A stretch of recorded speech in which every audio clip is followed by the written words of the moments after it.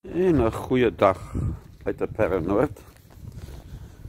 Toch ek gee net weer update, soos julle kan sien.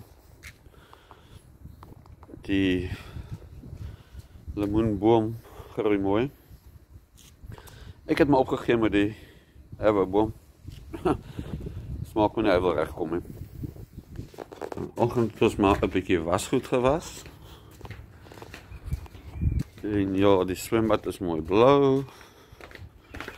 Dus ek sê ek is nogal redelik trots op die gras. Dit weer daai guano wyk nogal cool. En as 'n ding van die swembad is die nuwe verf wat opgeverf is besig om af te kom. Maar die pooltek het gesê hy sal dit ook kom uitsort. So kom ons hoop maar. Die boom lyk soos 'n moeras.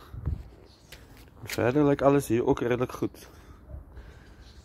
Die Canadella boom kom mooi aan. Iemand op TikTok het my raad gegee om gesê ek moet dit in die grond plant en dit werk baie duidelik.